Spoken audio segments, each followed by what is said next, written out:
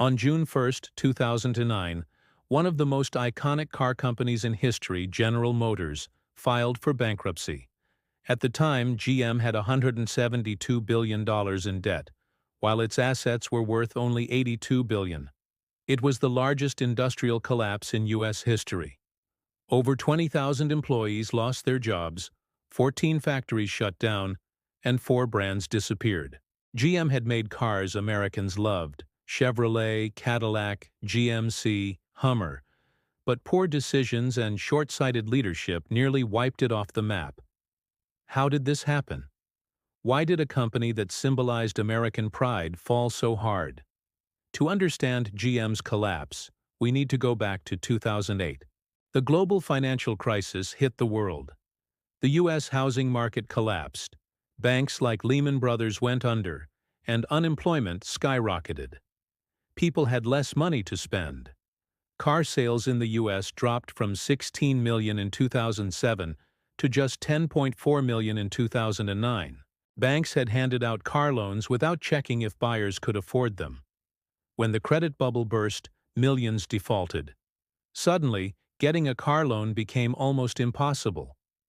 GM relied heavily on the U.S. market, so when demand plummeted, the company was in serious trouble. But the recession was just the final nail in the coffin. GM's problems had started long before 2008. Mistake number 1. Too many brands. GM owned 8 brands: Chevrolet, Pontiac, Buick, GMC, Cadillac, Saturn, Hummer, and Saab. Instead of focusing on making the best cars, GM spread resources thin. Many of these brands competed with each other internally, while competitors like Toyota and Honda focused on smaller, more efficient lineups. Mistake number 2. Sky-high production costs. In 2007, GM spent $73 per hour per worker, including bonuses and benefits. Toyota spent just $48 per hour. Much of this went toward pension obligations and healthcare for current and former employees, turning GM into a giant pension and insurance fund rather than a car company. Mistake number 3. Poor car quality. By the 1990s, GM was losing to Japanese companies. Outdated manufacturing technologies and lack of engineering focus led to less reliable, less fuel-efficient cars. Mistake number 4. Betting on gas guzzlers. GM focused on large SUVs and pickups, highly profitable at first. But when oil prices hit $147 per barrel in 2008, Americans wanted fuel-efficient cars. GM had nothing to offer. Japanese competitors like Toyota had compact and hybrid options ready. By 2007, GM had lost $38.7 billion. In 2008, another $3.9 billion. Cash reserves dwindled to just $4 billion, enough to survive a few months. The company was burning $2 billion per month. Even in crisis, GM continued paying pensions and executive bonuses, unable to cut costs due to union contracts and legacy obligations. Every day became a battle for survival.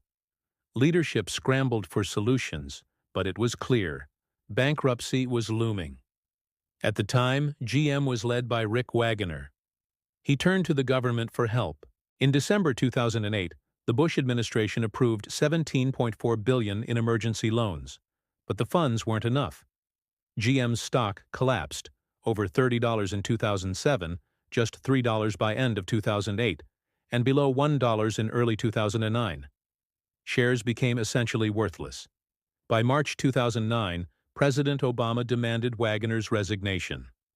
Fritz Henderson took over as CEO, but restructuring wasn't enough. Bankruptcy was inevitable. On June 1, 2009, GM filed for Chapter 11 bankruptcy. Assets: $82 billion. Debts: $172 billion. Chapter 11 meant reorganization, not liquidation. But for shareholders, it was disastrous. Old shares were canceled. New shares went to the U.S. government, $50 billion for 60%, unions, and private investors. GM shut down 14 factories, discontinued Pontiac, Saturn, Hummer, and Saab, and laid off over 20,000 employees. Pensions were transferred to a government fund, reducing payouts. Executive bonuses were temporarily frozen, but resumed later, sparking public outrage.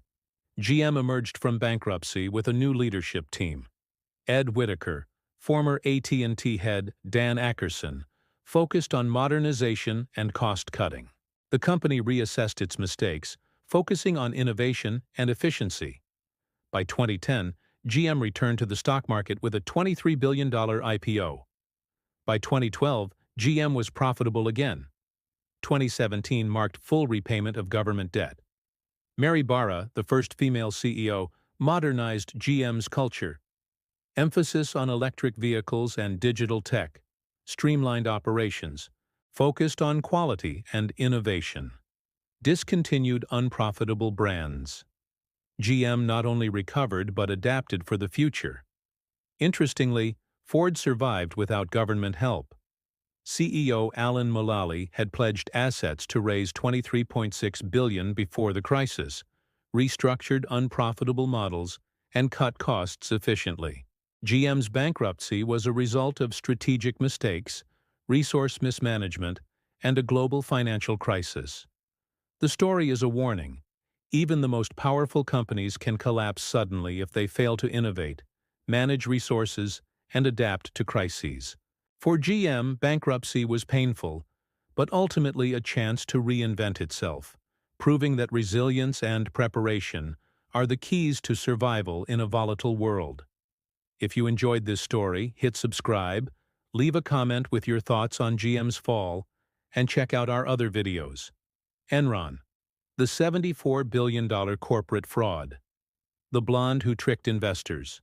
Out of $9 billion